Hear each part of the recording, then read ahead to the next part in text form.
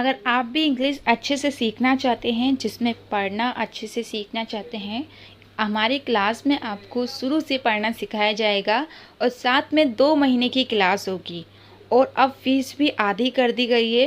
तो ये मौका आप छोड़े ना, 1 महीने तक आपको आधी फीस में एडमिशन कराने को मिलेगा। जल्दी कीजिए, ये मौका कहीं आपके हाथ से चला ना जाए। बहुत ही अच्छा मौका है जिससे आप इंग्लिश अच्छे से सीख सकते हैं। आपको सभी नोट्स मिलेंगे, रोज़ाना लाइव क्लास होगी, क्लास होने के बाद वीडियो भी मिलेगी और कोई डाउट्स हो आप पूछ भी सकते हैं। और अब 2 महीने का कोर्स हो गया है सिर्फ आधी फीस में। नमस्कार दोस्तों, आओ सीखिए आज के चैनल में आप सभी का स्वागत है। आज की क्लास आप सभी के लिए है। इसमें हम सीखेंगे इंग्लिश पढ़ना और लिखना, जैसे कि मैंने बोला था। तो जैसे कि आप देख रहे हैं, यहाँ पर मैंने लिख रखा है all right tomorrow to go to them with the new samples of the improved quality. जैसे कि मैं पढ़ रही हूँ, ऐसे आप भी चाहते होंगे कि आप भी पढ़े, लेकिन इसमें पढ़ना ही नहीं, मैं आपको इसके अंदर बहुत सारे रूल्स भी सिखाने वाली हूँ।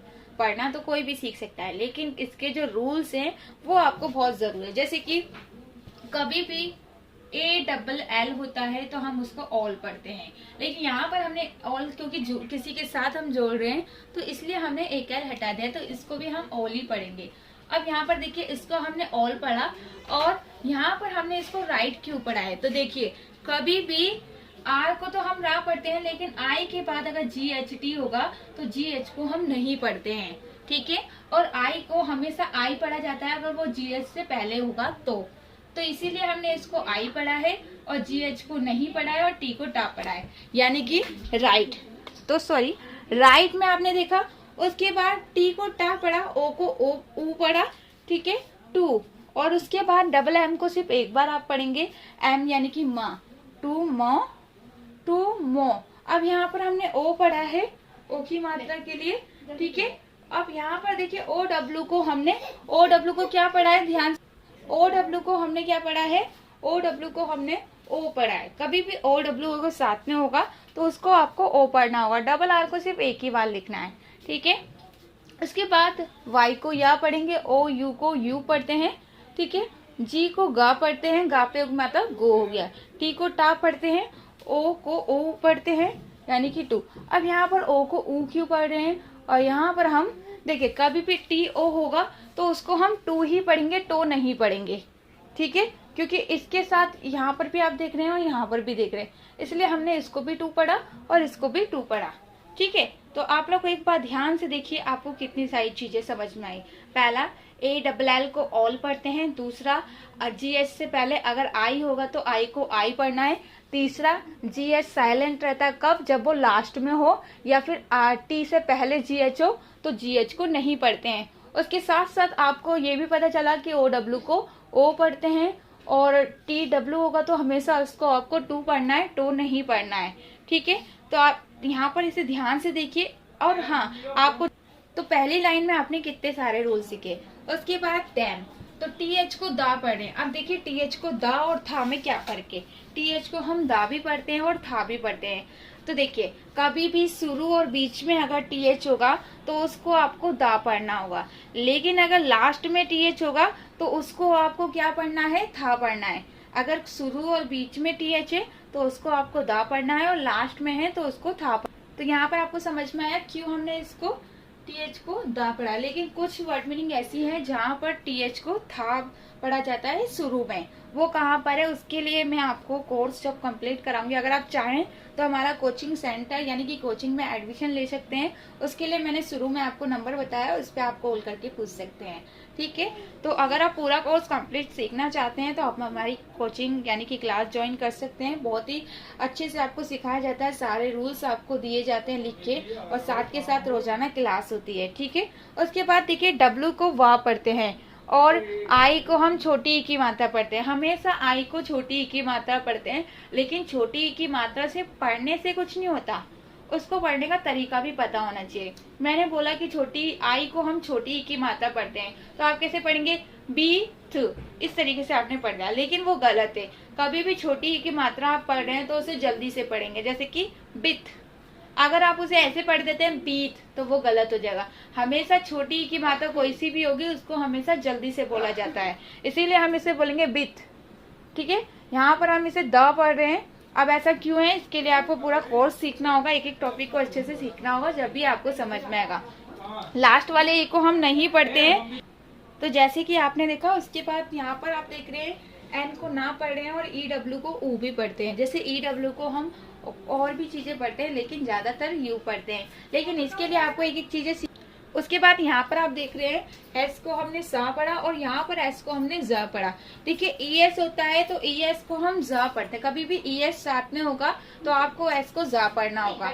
और एक और रूल्स है कि एस को ज और सा कब पढ़ते हैं, इसमें संज्ञा और विशेषण का कुछ होता है, मैं आपको वो बाद में बताऊंगी। अभी आपको थोड़ा कंफ्यूजन हो जाएगा इसलिए। तो यहाँ पर आप देख रहे हैं, एस को सा पढ़ा, ए को ए पढ़ते हैं। कभी भी ए बीच में होता है तो हमेशा ए को ए पढ़ा जाता है और एम को आपको माँ पढ़ना है, यानी कि सेम। अब इसको आधा माँ क्यों पढ़ रहे हैं, क्योंकि एम और पी के बीच में कोई मात्रा नहीं है। सेम को, उसके बाद पी को पा पढ़ेंगे और यहाँ पर एल को ला पढ़ेंगे और ई एस को सिर्फ जा पढ़ेंगे, ठीक। उसके बाद जैसे कि यहाँ पर आपने देखा, यहाँ पर देखिए एक चीज याद रखिएगा, कभी भी कोई भी वर्ड मीनिंग हो उसको थोड़ा थोड़ा करके पढ़िएगा। उसके बाद ओ को ओ पढ़ते हैं शुरू और बीच में, और एफ को फो पढ़ते हैं, ऑफ। उसके बाद द, क्योंकि लास्ट वाले ए को नहीं पढ़ रहे हैं। और इसके बाद आई को ई पढ़ते हैं, शुरू में होता है, ठीक है। और एम को म पढ़ेंगे, पी को पा पढ़ेंगे, आर को आधा रा पढ़ेंगे, ओ को हम ऊ पढ़ेंगे। अब ऐसा क्यों, क्योंकि ओ के बाद एक वर्ड छोड़ के ई है, इसलिए हम ओ को ऊ पढ़े हैं। और वी को वा पढ़े और ई डी को हमेशा ड पढ़ा जाता है। कुछ वर्ड मीनिंग में इड पढ़ते हैं, लेकिन ज्यादातर ड पढ़ा जाता है, इसलिए हमने ई डी को सिर्फ ड पढ़ा है, ठीक है। तो यहाँ पर आपने देखा। उसके बाद एक चीज हमेशा याद रखिएगा, ई डी को हमेशा डा पढ़ा जाता है ज्यादातर, कुछ वर्ड मीनिंग में आपको इड पढ़ना है। क्यू को हमेशा आपको कब पढ़ना है, क्या पढ़ना है, कब पढ़ना। कभी भी क्यू को आप खाली क नहीं पढ़ेंगे, क्या पढ़ेंगे, क्यू, और क्यू को आपको पढ़ना है कब। लेकिन हमेशा क्यू के साथ यू भी आता है, ये चीज याद रखिएगा, कभी भी क्यू अकेला नहीं आता है। तो यहाँ पर आप देख रहे हैं क्यू और यू हमेशा साथ में आता है, और इसको हम कब पढ़ते हैं, इसलिए को व, और इसके बाद एल को ला पढ़ा गया है। और यहाँ पर देखिए आ का डंडा क्यों लगाया गया है, देखिए यहाँ पर हमने ए को आ पढ़ा है, क्योंकि ए एल कभी भी साथ में होगा तो उसको आपको अल पढ़ना है, ए नहीं पढ़ना है ए को। अगर ए एल साथ में है तो आपको उसको अल पढ़ना होता है, ठीक है।